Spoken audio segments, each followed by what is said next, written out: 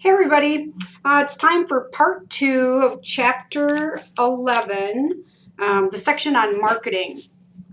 If you can see, I'm in a different place today. I'm recording from our La Crosse campus today in our shared, I'm looking at my hair going, wow, this wild hair here. We have a shared office in La Crosse. I have an office every campus I travel to. But we want to look at marketing research. We left off there in part 1. We're going to pick up here and talking about the other side of marketing, which is I find really fascinating. This is the best part of marketing in my personal opinion because I love research. So marketing research, obviously, we're going to research and look for and try to understand everything there is to know about our customers so that we can then narrow our markets down and know how to sell to them better, right? So if you look at, first we have to talk about obtaining market research data. A lot of different ways to do that. The book talks about both internal and external data. So like internal data, just like it sounds. What do we got within the company itself that can give us information as to who we're selling to? So we have a lot of financial data, right, that we can look at. And then external data, that's just coming from outside sources. We can actually, well, you guys already know that every time you click on something, somebody's, collecting that data up and then selling those databases to somebody else so that they can analyze them. So we have different trade associations, private marketers, people that have their own agencies, and that's all they do, and then they sell that to other companies. Then there's both secondary and primary data. When we talk about that, we're talking about secondary, meaning stuff that's already been published or collected. We have tons and tons of data on purchasing just through our government agencies that is just like the census. The census has just a plethora of data. I mean, oh my gosh, it's just like nirvana when it comes to finding out how old everybody is, what gender they are, that live here, and whatever, right? And then there's observational studies that we use, which is just like it says, we're observing behavior. So a lot of times that's why there's cameras everywhere. Like grocery stores are a mecca for cameras and collecting observational data. Whether you realize it or not, you are being watched every time you're at a grocery store. And what they're looking for a lot of different things, but one thing in particular are patterns. That's why the milk is always way the heck at the back of the store, right? They force you to get an item that everybody needs to go through their entire store to get there. There's reasons behind that. If you've ever gone to a Holiday gas station, that's one brand or one company I can think of that has forced entry, can only go in one door and out the other. That's just like formulating a traffic pattern for their customers. Then they know how to market their goods within the store. Oh, I love merchandising. It's so fascinating. Let me see. Then they talk about applying the marketing research data. So once you've collected all this data, what are you going to do with it, right? We can collect the data, like data mining is basically the process of collecting data. That's a big part of just the whole business intelligence area is collecting data mining, which is finding all the data. And then we use data warehouses then to store that data. So that's why you're always being watched. Your clicks on the computer, every time you click on an ad online, those things are being tallied up and then put together and probably sold to someone who's if you ever clicked on something and all of a sudden a couple days later you go onto your computer and all of a sudden you have an ad for like the very thing you just bought a week ago. Isn't that amazing? Like, oh my gosh, how did they anticipate my needs? That's because they're doing all of this kind of stuff. Now, once we have all that together, then we want to figure out, okay, now I have all this data. How do we make it useful? One way is to segment our market. And if you look at table 11.1, table 11.1 is the criteria for market segmentation. We have some guidelines. There's just 3 that they mention in this book. The segment has to be a measurable group, right, so that it's valid.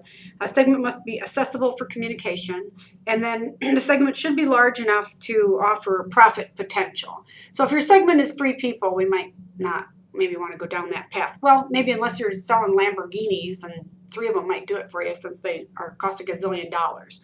And then they give you some examples here that you guys can look at on your own. But more importantly, then, how does it work? Then we're going to segment these markets. We have our guideline. So there's generally 4 areas that we look at when we talk about segmentation. The first one being, well, actually, look on the next page there on figure 11.4. It's got the 2 round wheels there. We're going to look at the one on the left, the consumer one, consumer markets. So you can see that we will group things like geographically, right? And if you look at there, it's like by region, population, density, zip code. That's why I say the census is beautiful. You could find all that in just the census. Demographics, we're going to divide people, segment our markets by just the demographics.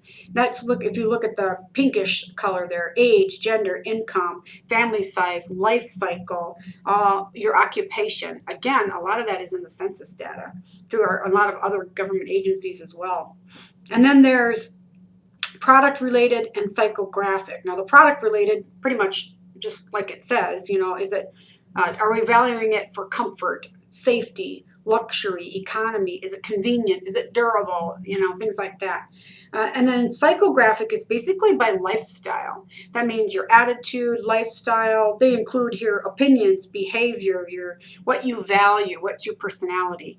So the psychographic is so interesting because we don't even realize, most of us don't even realize that our purchases are being monitored to give them an idea about what it is that you value.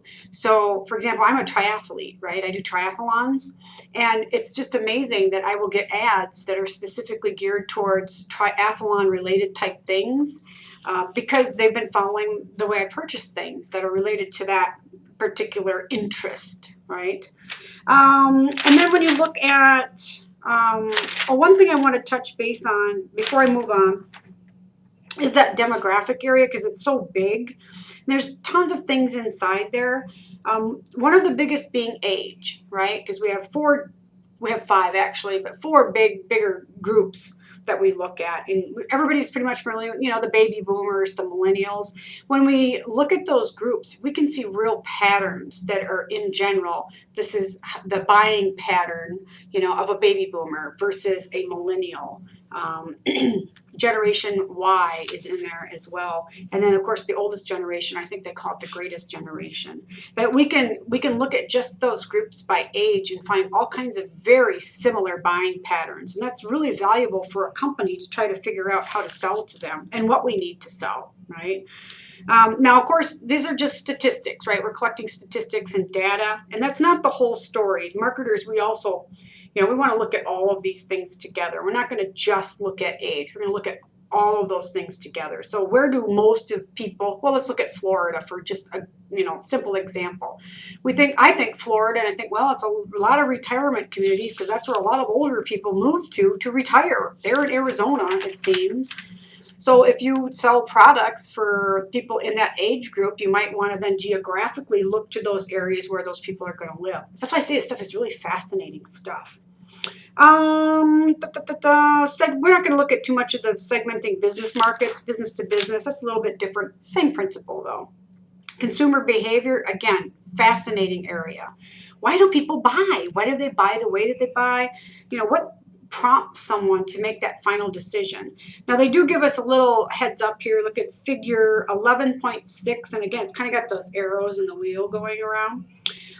Steps in the consumer buying process. So it starts with recognition of a need, a want, or whatever, or a problem, or whatever it is. Then we search it out, right? We go on the internet, look all over for the best car we want to buy or whatever. Then we start narrowing it down, right? We start looking at our different alternatives. Then we make the ultimate, okay, I'm going to buy this car. Make the decision, and then you have to actually then do the act of buying it, right? And then the 6th part of this is then the post-purchase evaluation. Do I love or do I hate it? Is it just okay? I wish I bought the other one, that kind of stuff. And then there's that feedback at the bottom. That's the feedback loop. That is, will you buy it again? Will you go down that path again? I mean, I know some people that have never owned anything but a Chevy or a Ford or whatever it is their entire life, right? So if they have a good experience, which kind of leads us into the relationship marketing part of this conversation, If they have a really good experience, they're going to come back and buy that again. We are creatures of habit, you know. Like I said, if you've owned a Ford all your life, you might die with a Ford, right? And part of that comes from relationship marketing. Relationship marketing is it's not new, but this is a newer term. It's not a new concept. But it's the whole idea of getting back to real, pure customer service on all levels, with your employees, with your suppliers, your vendors, you know, with your customers. I mean, think supply chain, right? With everybody within the supply chain, building these relationships so that we can always meet everyone's needs, because the end result then is good for everybody. It's a win-win for everybody, right? It has benefits. And then the book goes on to talk about the benefits, which I think are pretty obvious. If you have a lifetime customer, that's a pretty big benefit, right? And they talk about tools for nurturing, and you guys can read those because they're basically by definition frequency marketing. You know, think about frequent flyer programs. You get rewarded for the more that you buy, right? We earn points the more we swipe our credit card, right? Affinity programs, co-marketing, co-branding, you guys can read that. And then the one-on-one marketing stuff, again, technology has affected that greatly. When you look at CAD, computer-aided design, and manufacturing alone, that's just huge difference that it makes, because it means that we're nimble. We're much more nimble in the manufacturing areas than we ever used to be, based on new technologies. So that pretty much wraps up chapter 11. I will see you next time, and have a great day, you guys.